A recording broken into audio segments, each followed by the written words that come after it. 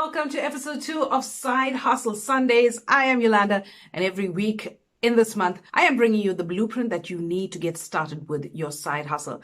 Now, if you missed episode 1, go back and check it out. If you are in the Entrepreneurs by Design group, check the previous posts for episode 1. Or if you are watching on our YouTube channel, Financially Fabulous Females, go to our video library and look for episode 1 of Side Hustle Sundays. So just to recap from episode 1, we spoke about various forms of income. I showed you my multiple income portfolio, the years it took to build that up, the various income streams that are in there, from passive, residual, dividend income. All of that is in there. And we spoke about the various forms of side hustles, ways that you can be earning money in your side hustle and how you can start building towards multiple incomes. We also spoke about understanding your why. Why do you need a side hustle? We did mention it's not all about money. And I did mention to you in episode 1 that you have to be building value in whatever you do. So the actionable items from episode 1 was for you to evaluate the why you want to start a side hustle. And hopefully you've done this in the past week. And the second takeaway, the actionable item, was to list down your key skills, your passions.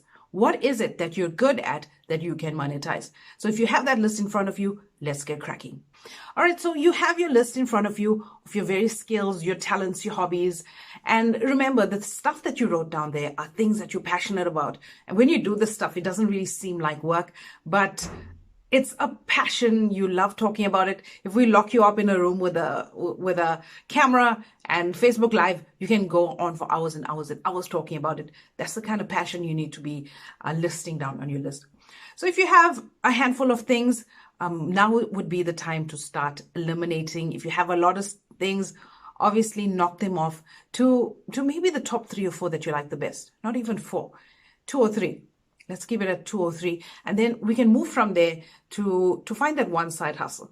I mean, you did see my portfolio. You see I had multiple things. And because you're eliminating stuff, it doesn't mean that you're never going to get to them.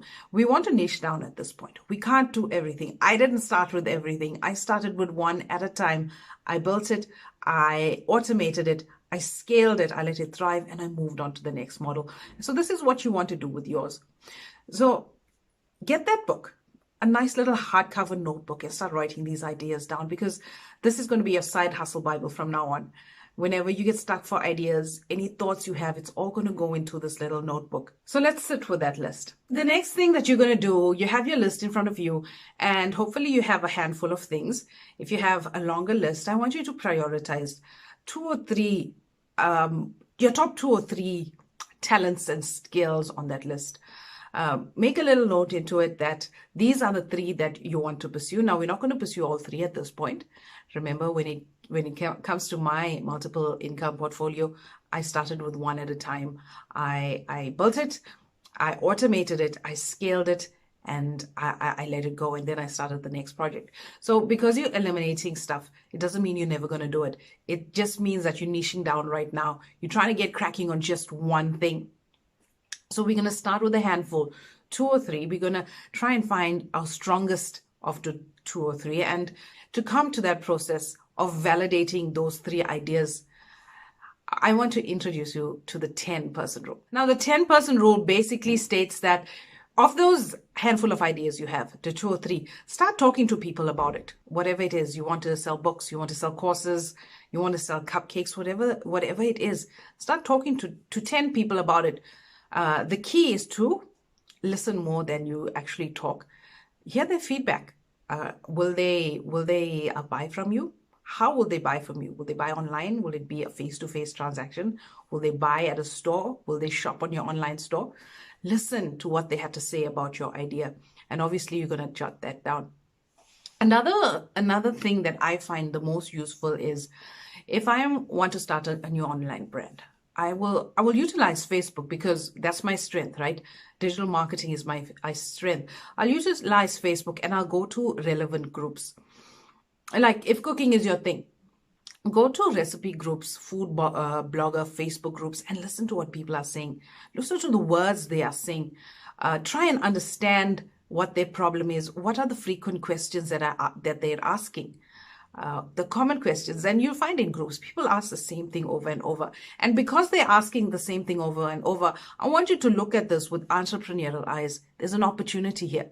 If the same question is coming up every 3 or 4 days, there's a need for that information or that process, that product, and try and figure out how you can provide that product for them. Listening on Facebook is so important. I think most of my brands, it came out of just observing people, watching people, listening to people, see where their needs are, find out what the common problems are, and try and apply your solution. Remember, you're not just selling a product, you're not just selling a service, you are selling a solution, and you need to package it as a solution. And you'll find people online, they're selling stuff. They're just selling a product. I don't want that to be you. I want you to provide a solution. You're providing a solution to whatever. People are hungry, you provide a solution. People are thirsty, you provide a solution. People are cold, you provide a solution. People have a need for a certain type of information, you provide the solution. So coming back to the 10-person rule. So you're going to approach 10 people. I try not to approach 10 people that know me really, really well, because I find the people closest to you don't really support your cause. It's unfortunate, but it's true. So try and find those secondary people that you can talk to about those 3 topics that you have narrowed down. So you're going to try and find what their frustration is regarding those topics. What is most frustrating for them. Then you're going to find out, where do they go to find a solution? Are they visiting a specific store? Are they going to a certain website? Are they going into a certain Facebook group? Where are they going to get a solution to this problem? You're going to note all of this down, because this is your secondary research right here. You're doing, say, corporate espionage, because it's market research. That's what you're doing. It's basic market research, and you're listening to people. You're going to see, if they tell you that you have a problem with your specific topic, this is where they go to find a solution. So you're going to go and check with that provider, that business, that page, that Facebook group. Go and check how are the solutions provided? Is it a complete solution? Are they being really, are the solutions really being painted out? Is there a gap there that you can meet in the market? So ask these questions. Where are the problems, or where are the solutions found for these specific problems? The next thing you're going to do is ask them, you know what, if I was able to meet your need, would you come to me for the solution, whatever product or service it is you're trying to provide? Remember, you're making money with the solution. You're making money with adding value. So any product, any service related to that can make you money. So ask those 10 people, each of them, if I were able to provide you a solution like A, B, or C, and have the added bonus of blah, blah, blah, blah, blah, would you come to me? Would you come to me for your solution instead of going to store A, store B, store C? So that's what you need to do when it comes to the 10-person rule. Well, what we've been talking about here is validating your idea. We went from brainstorming various side hustles that we could undertake to eliminating a few and working on just a core. And from the 2 or 3 that we've listed down, we're going to validate our ideas that way to see how the market responds, how people respond. I personally, I told you about the 10-person rule. I don't follow the 10-person rule because most of my brands are digital. It's not one-on-one. I'll start a Facebook page. I'll give it some nice branding. I'll create some nice graphic for the page, and I'll put out content. Maybe I'll put out a video. I'll share a blog. I'll share something, and I'll see how people interact. Now, because the page doesn't have any people that like the page yet, I'll run a couple of ads. Maybe with some relevant content I found online, I'll promote it. I'll see how people react to the ads. Are they engaging with the ads? Are they asking questions? Are they sharing it? When I get that kind of interactions, for me, I know that it's a winner. I need to follow this path. Sometimes when it comes to product or services, I don't create it yet. I throw out some peripheral content that is out there that I am creating. See how people are interacting with it. Are people asking questions? Are they curious? Are they coming to me for help, for advice? And when that happens, I know I have a winner. That it's a side hustle, that there's a solution there that I can provide to people that have a problem. in whatever area it is. Remember, this process works for anything. This is how I was able to start up multiple brands. I followed this exact same process. Now, if you are skilled with Facebook and you do have an extra $200-300 to spend on ads, then you can follow my process, the validation on Facebook process. But remember, the thing I want you to realize about social media, not everybody is on social media. There's a lot of people that may want your solution that are not online. So think about how you're going to reach those people, and think about it at this stage, because when you are listing the 10 people that you're going to work with for your 10-person role, talk to people outside of social media as well. If your strength is social media and you know that social media and digital media is your way to go, obviously you're going to stay on this platform. But if you are serving an audience that's largely outside of digital media, you got to speak to those people face to face. So now this could take you a good couple of weeks, right? So I want you to do this process of validation for each one of your 3 final ideas that you have.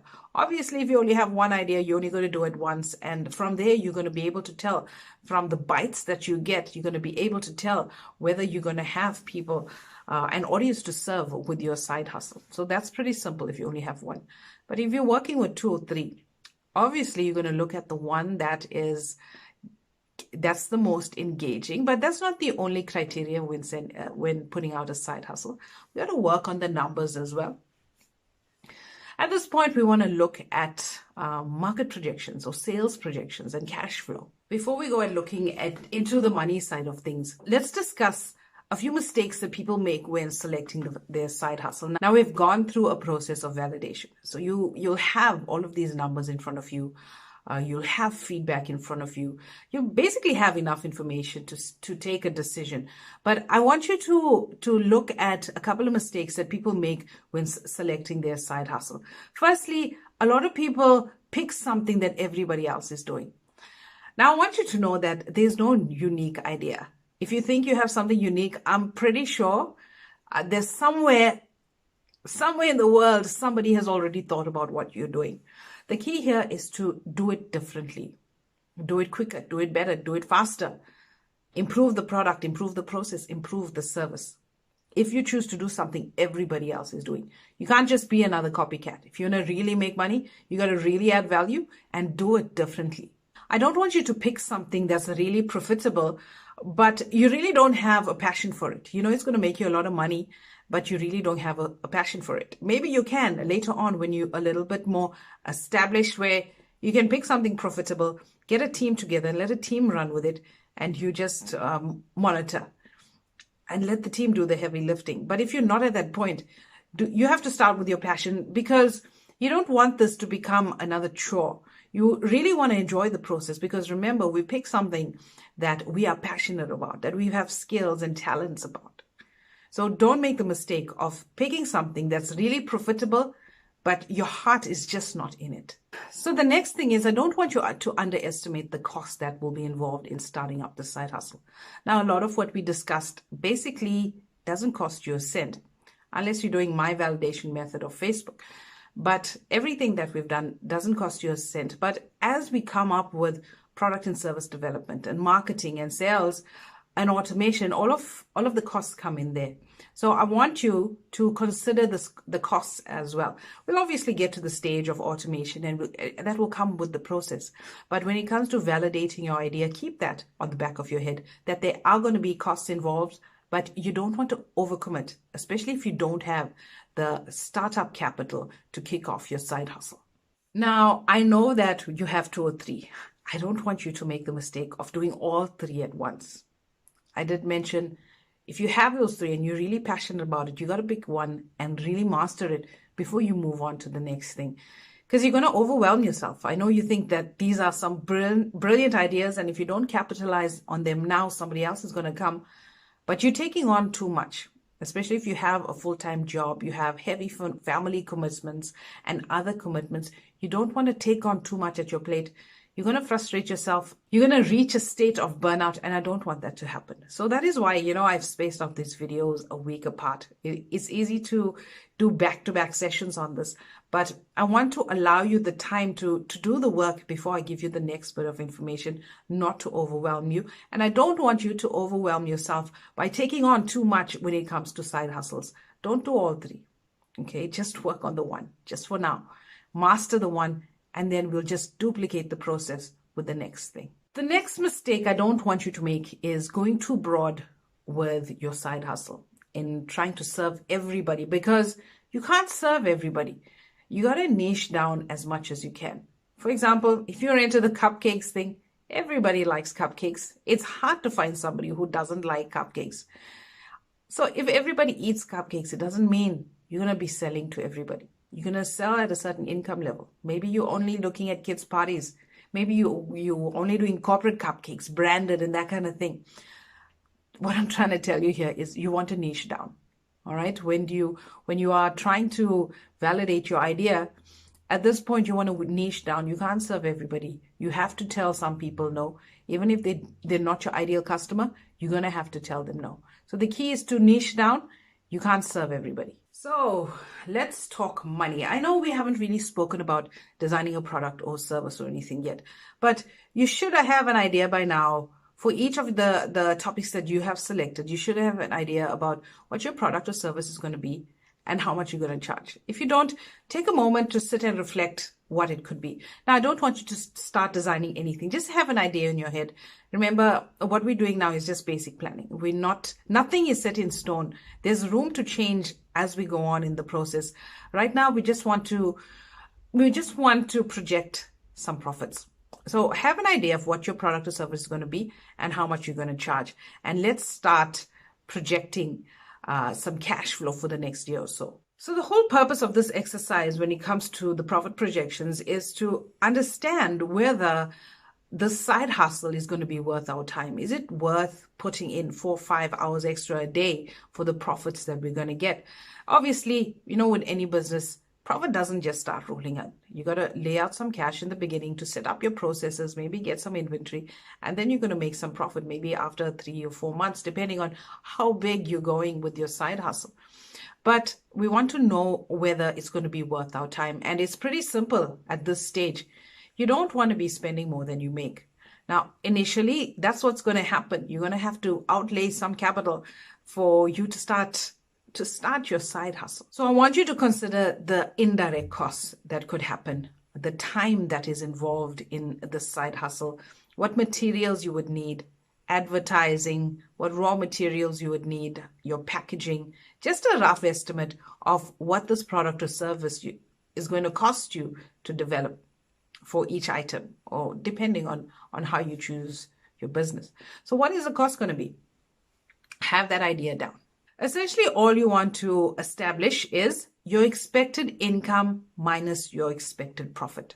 You can do this on a weekly or even a monthly basis and do these calculations. Expected income minus expected expenses. The result will give you your expected profit. So once you know these numbers, you're going to have to decide for yourself, are these numbers worth my time? Is it worth me putting so-and-so hours into the side hustle to get this amount of money? Is it something that's scalable? For me, because most of my brands are digital, I don't sell one-on-one. I don't have to go to a flea market or open a shop. Everything happens online. The beauty of online selling is that it is scalable. There are costs involved, but it is scalable and my earning potential is unlimited. It just depends how much of effort I'm going to put into the marketing, not so much how much of money I'm putting into the marketing. All right. So work out this equation when it comes to your profit projections. I also want you to look at the volumes, the sales volumes every month. Do 3 projections for each month, a low, a medium, and a high. And a low estimate, what would be considered low? Is 100 pieces considered low for your business? So do these projections for 3 months and to see if it's worth your time. So at this stage, you have your validation idea. You see where the most interest lies, and you also have the numbers, the estimated numbers in front of you as to which is going to be the most profitable. And now it's up to you to decide Which one of these three are you going to choose to be your very first side hustle? So take some time to decide. You can pause this video and have a look and even come back to it at a later stage. But we're going to continue to something else right now. But this is a very important exercise because it's helping you with the decision making. So you need to take a decision as to which side hustle that you will choose based on the validation of the engagement levels and the interest levels that you've established with a potential audience and the potential profit projections that you have come up with on in the previous exercise. So work through that. Select your one side hustle and then move on from there. So that is your to-do list for this week. I want you to watch the video again, go through the various validation exercises that I've given you, and go and validate the top ideas that you have listed down. The next thing you're going to do is do the profit projections. And I've given you the calculation on how you need to do that. And from there, take a decision. I mean, it's enough work for you for the next week until episode 3. And in episode 3, we're gonna do the fun stuff of actually designing and laying out your business, how you're going to enter the market, your pricing models, your marketing, and all of the good, juicy stuff, the hands-on stuff of planning a business. All right, so we've led you through some nice, interesting processes using various techniques. And if you have any questions, pop them in the group. Mail me. My email address is yolanda@financiallyfabulousfemales.com. And I'll try and give you as much feedback as I possibly can. All right, so I will chat to you next week on episode 3 of Side Hustle Sundays.